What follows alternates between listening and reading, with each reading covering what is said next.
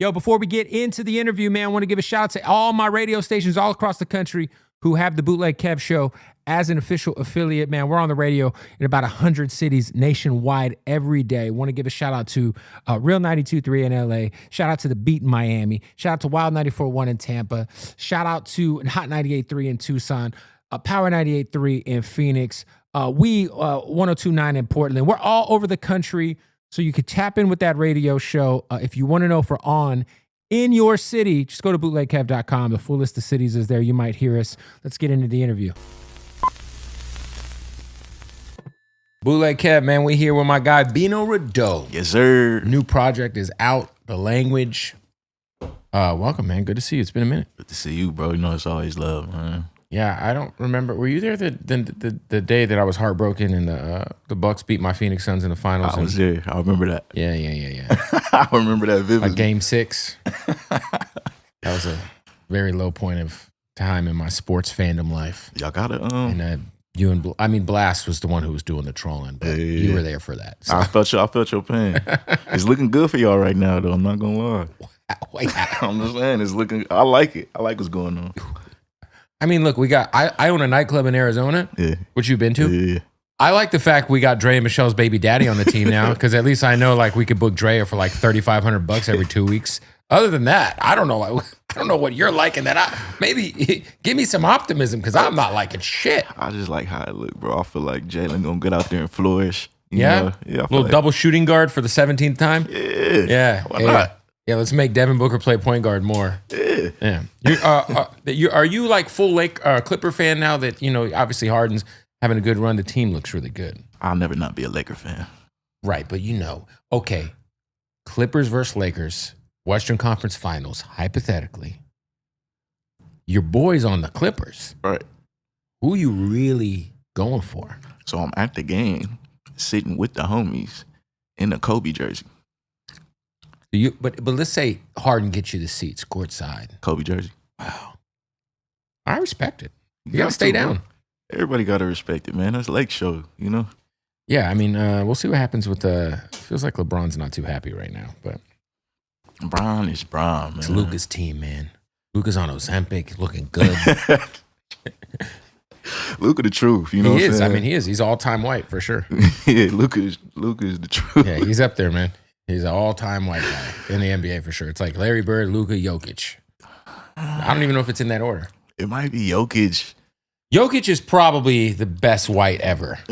I think when it all goes down, we're gonna be like, I think he might end up being like top 2 or 3 center of all time. He's cold, bro, and he just don't care. It just makes you so frustrated because he'll just launch these shots like it looks so ugly. I don't like how you discrediting Steve Nash and Jason Williams. Listen, I'm a big Nash. First of all, Jason Williams is not in this conversation. An And One mixtape highlight reel. We loved it though. Like White Chocolate was great, but relax. Steve Nash, I'm a Suns fan, 2-time MVP. One of those MVPs should have been Shaq's.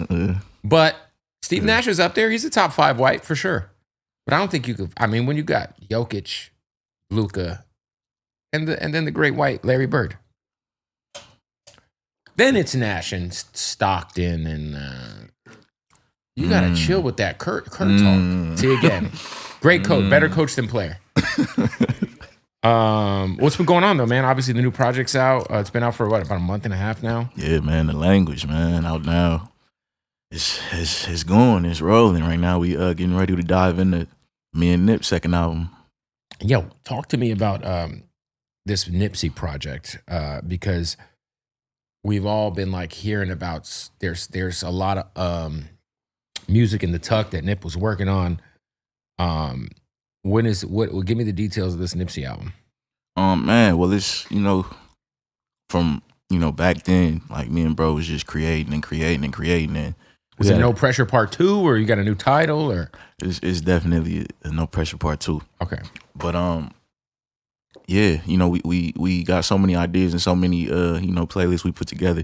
So this is one, just coming together and linking with Sam, Black Sam, and just All Money in general, and just trying to do it right, do what makes sense and make sure everybody feel comfortable with what's going on. You know what I'm saying? Yeah, I think too it's probably important to know that, like, what I appreciate about what Sam and those guys have done is they haven't just put, because, you know, when Tupac died, there was so much music that came out. Yeah, man. Even when Biggie died, there was like a weird album that had a bunch of verses on it. And I feel like they've been very intentional with like, yo, we're not going to do nothing that Nipsey wouldn't have done himself or wasn't already intending on doing. Yeah, for sure. I feel like they stress that, you know what I'm saying? Like wholeheartedly. I feel like, I don't know, it's almost like we all got this thing we want to protect, you know what I'm saying? We want to do it right. We want to do it in honor of bro. And, you know, to be honest, you know, it was hard to even think about any music with bro, you know what I'm saying, since his passing, you know what I'm saying? I wasn't just like musically, you know, I kind of just left it, you know? Right. But, you know, Sam kind of reached out and he was ready to do it. So it's like, you know, full speed ahead. Yeah. So are these records you guys had already kind of started while he was here? Yeah, for sure. Records we already did. You know, it's not like we took like verses and then just built. Well, or maybe like, I mean, look, I know how the studio is. Sometimes maybe you get like 80% done with a song. And maybe you never finish it. Maybe maybe there's like maybe you cut a bridge that you don't like, or like an idea melody, you know? Yeah, I mean, we linked with you know, the GOATs. You know what I'm saying? We got Mikey Keys, we got Axel Foley, 1590 Rants, my guy Mars. You know, it's a lot of geniuses mixed by Ali. You know, in these rooms, you know, a lot of creatives, and you know, we just, if anything, just elevated the sound. You know what I'm saying? Nothing. We didn't go and change too much. We wanted to leave it like as it was for real. 100%. Is his birthday is actually tomorrow.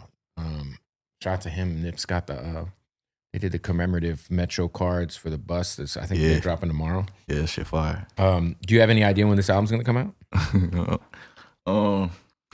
Well, I do, but I'm gonna just let it do what it do. Soon. I'll say soon. Soon, yeah.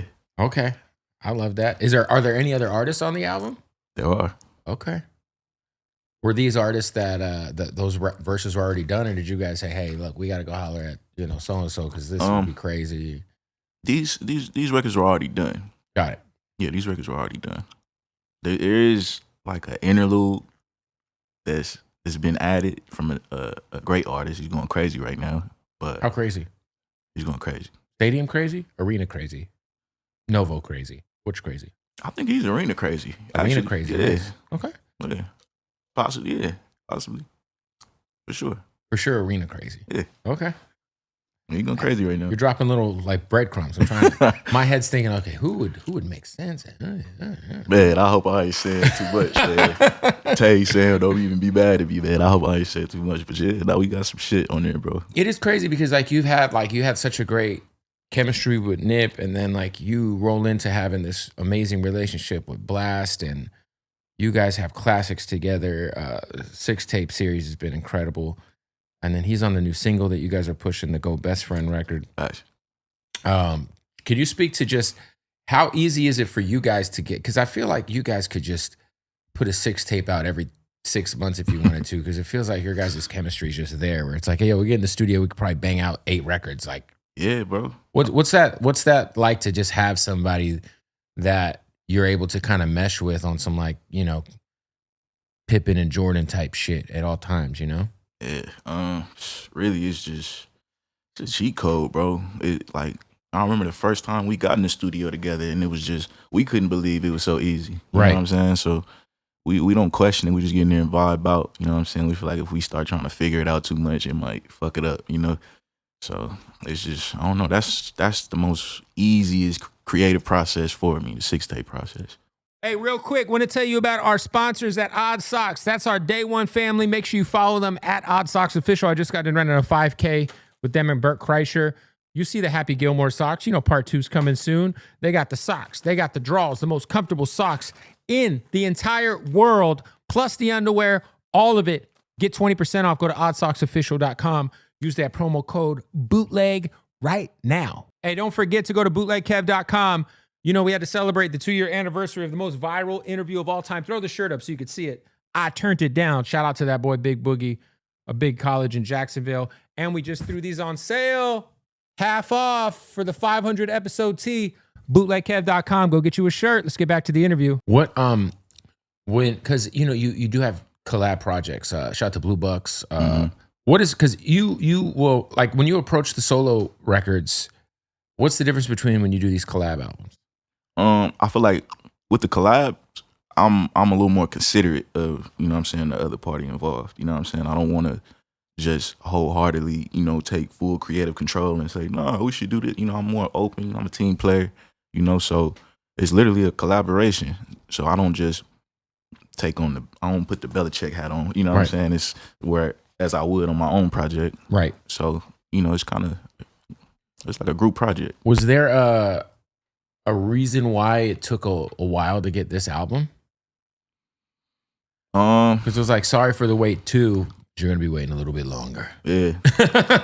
Yeah. I think it was just, you know, everything, bro. You know, getting the business right, making sure the music is everything we want it to be. Right. You know what I'm saying? And yeah, it just felt like perfect timing, bro. You know, right now. You know, it was a long wait. It's been like 3 years since a solo. Yeah, but obviously you've kept the fans fed because you had a Sixtape 3 and the Blxst record and.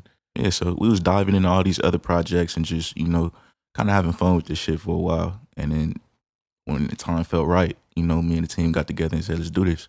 For sure. What happened, because I do feel like, you know, I remember specifically COVID era, the Outside album dropping. I forget which restaurant you guys did activation at. Was it Mel's? Yeah, it's Mel's. Yeah. But, you know, it felt like Def Jam had finally figured out this West Coast thing with you, and you know, obviously didn't end up working out. But what do you think? Kind of like, what ended up happening with the Def Jam situation? Did it just like you just moved on, deal was up, or what happened? Yeah, with Def Jam, it really was. I don't know. It kind of just everything kind of just folded. You know, it wasn't like oh yeah, we need you to get the fuck out of here. You know what I'm saying? It was more so just. You know, just go flourish, bro. You know, they kind of just, I don't want to speak on too much of their business, you know, but yeah, like a lot of us. It just feels like for whatever reason, like major labels, they just don't understand how to work West Coast artists. I don't know what it is about it. Like it's sometimes it's like deflating because you'll be like, yo, like Atlantic Records has had Ty Dolla $ign for so long. It's like, how the fuck do you not know what to do with Ty Dolla $ign? But then he goes off and does this Vultures album. And fucking has the #1 song in the country, and it ain't got shit to do with his label. It's really got to do with him and Ye, and you know, it's just, you know, I think about that. Even like Roddy recently, I'm like, fuck, man, like when is the Navy coming out, dog? Like, let's not overthink this shit. I can't wait. Put the music out. Yeah. But I don't know what it is, man. It feels like I know a lot of these labels are like New York based, but I don't know, man. It's just like it just feels like there's like a disconnect between like these major labels and like West Coast artists sometimes. Yeah, facts. You know, I feel like a lot of everything plays a part. You know, the sonics play a part. You know, the tempos, like something as small as a tempo play a part. You know what I mean? But I feel like one West Coast artist we never like really highlight, and I don't even know if he really highlights it himself, is Yeet. You know? Yeah, he's from Irvine. Portland. Where is he from? Irvine. He's from Irvine? I thought he was from Portland. Yo, also, we gotta give it up to Doja Cat. Yeah, Doja.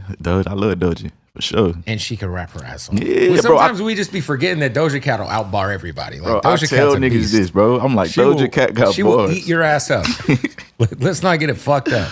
Nah, Doja fire. She is incredible. Hey, gotta stop the interview. Want to give a shout out, man. The only thing we smoke, ladies and gentlemen, is Slapwoods. That's right. Make sure you follow them at Slapwoods. And you know the reason why we smoke Slapwoods, it's literally because they slap. If you ain't smoking Slapwoods, what the fuck are you doing?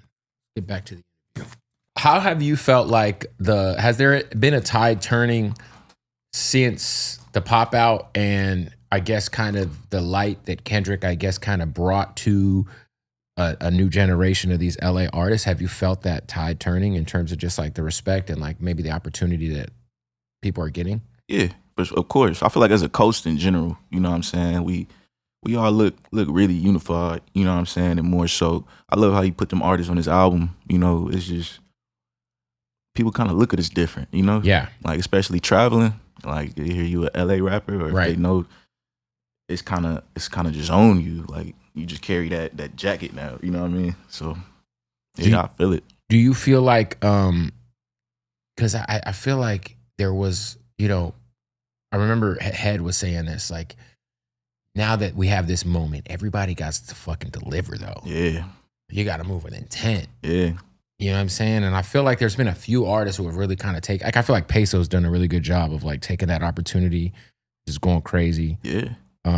Chike going crazy. Yeah. AZ Chike, man. Whew, shout out to Chike. For sure. And Chike's like kind of like a new OG. Yeah. You know what I mean? Like it ain't like Chike's been around, dog. Like hell yeah. I just feel like it's a good time for LA hip hop, man. You know, I love Rucci just dropped.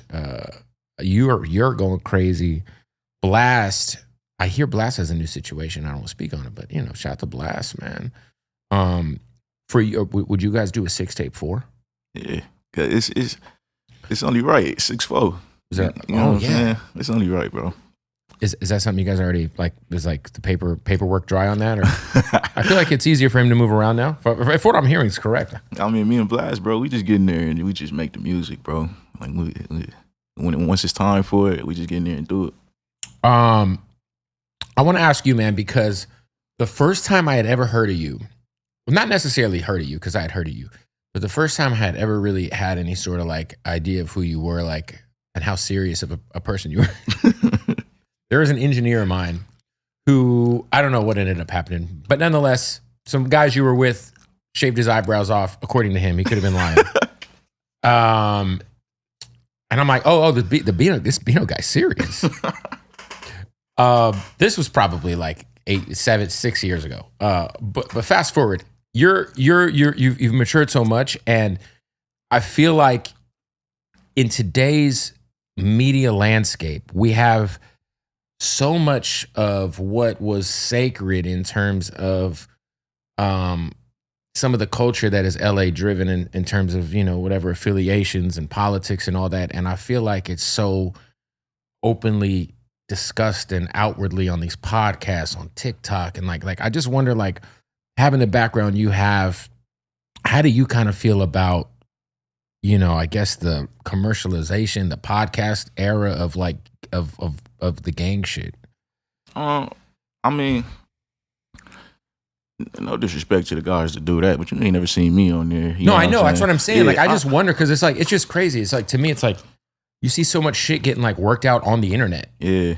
And it's like somebody gets a mic put in front of them, and they just leave all of their code behind. They're just like, yo, give me all this clout, bro. I need this clout. Yeah, I really ain't into that, bro. Like, internet shit, period. I barely post on socials.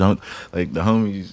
Like, you probably got somebody who, like, yo, you got to post, man. It's been a while. Like, I barely post, you know what I'm saying? And it ain't even like I'm not going to post nothing. It's just, I really don't got shit to post. You know, if it ain't, you know, substantial, I feel like, you know, I ain't posting it. But, yeah, I'm not into the internet shit, bro. But no disrespect to the guys that's doing that, you know? For you, are you, like, pretty conscious about, like, I guess maybe, like, not going on certain platforms because they could be messy?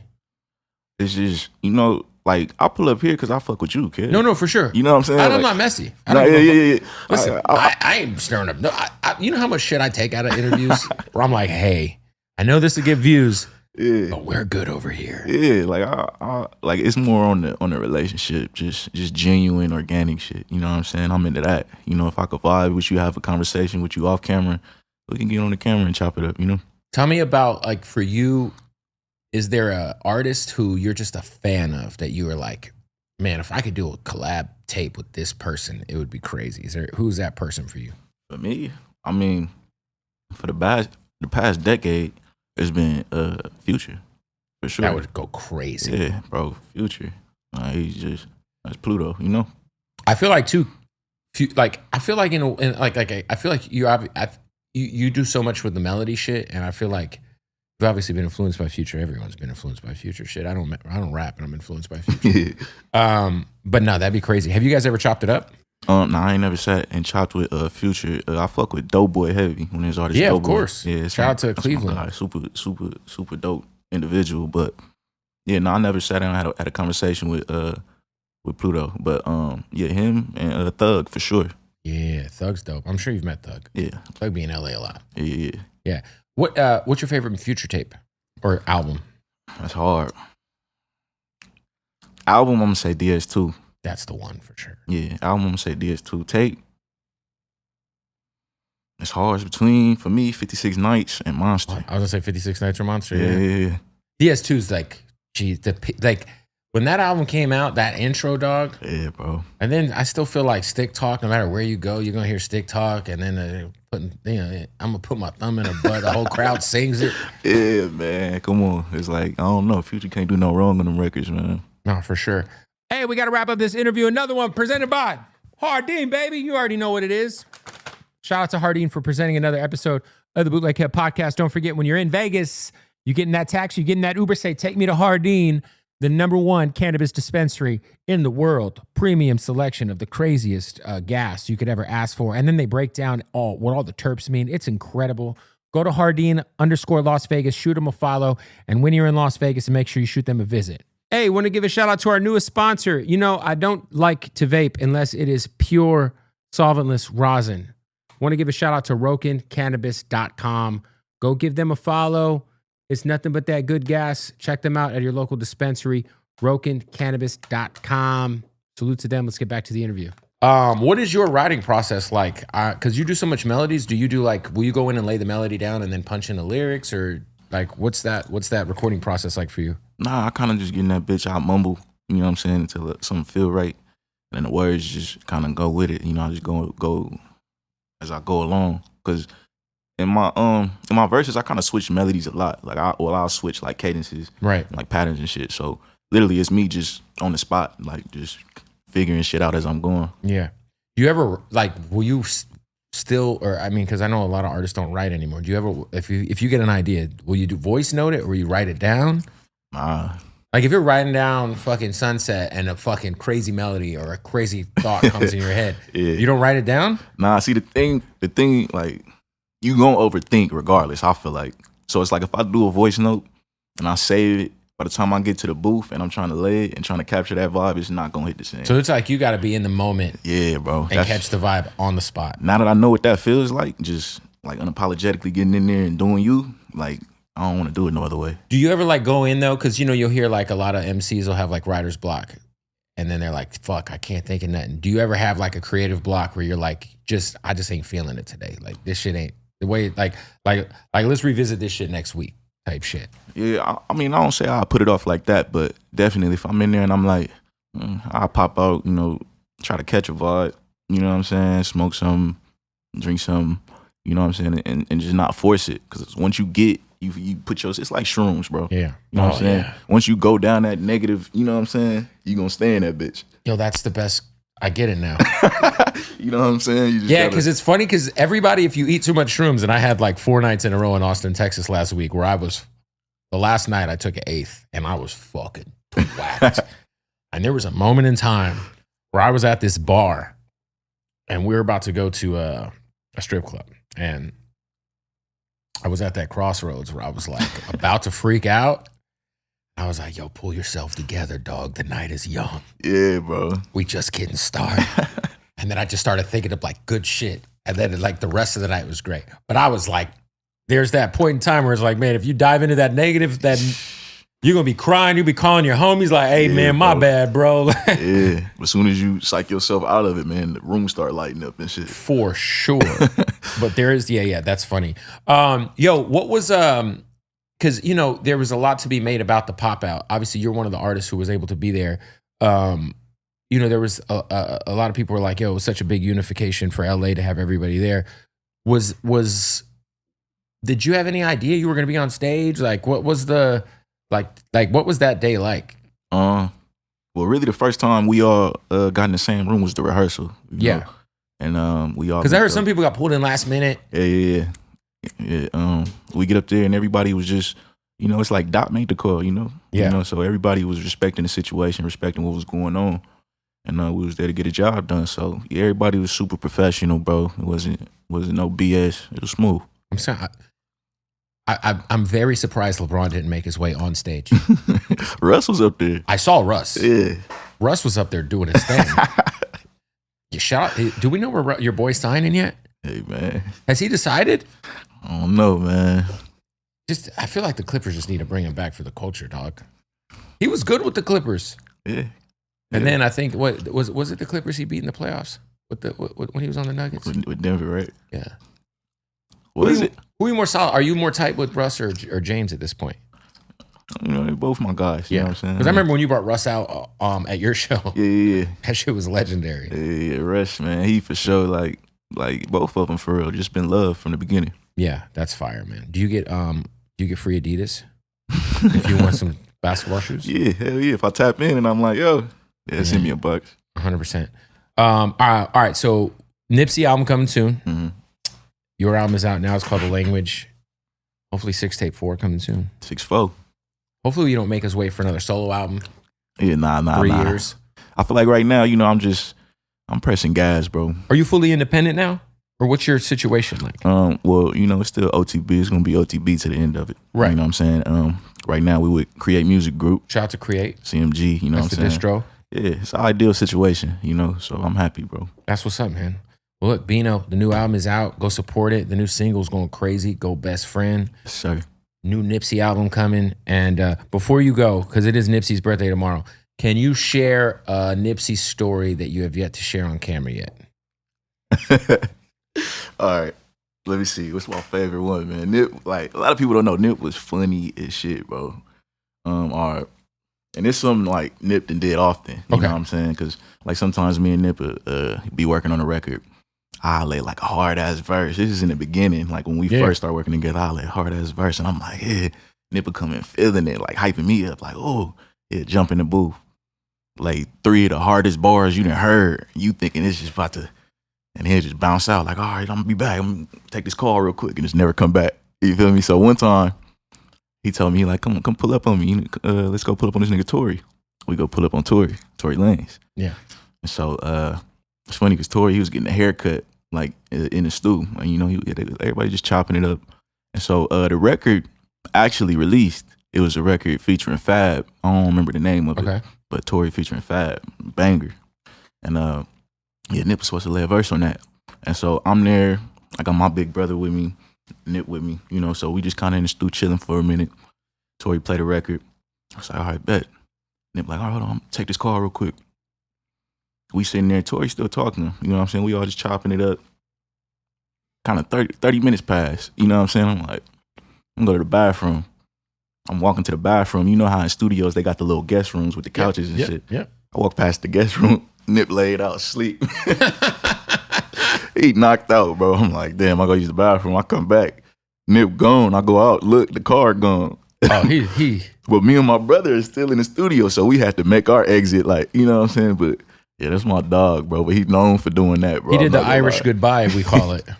Where like Tory was like, yo, where'd everybody go? Yeah, man, whenever it's time for me to get up out of somewhere I don't want to be, man, I'm thinking about Nip. What would Nip do? Do the Irish goodbye. You don't say goodbye to anybody. You just, yo, what happened? Especially if you have a high night, you know, a shroom night. It's the best thing to do. You just get up out of there, man. Yeah, man.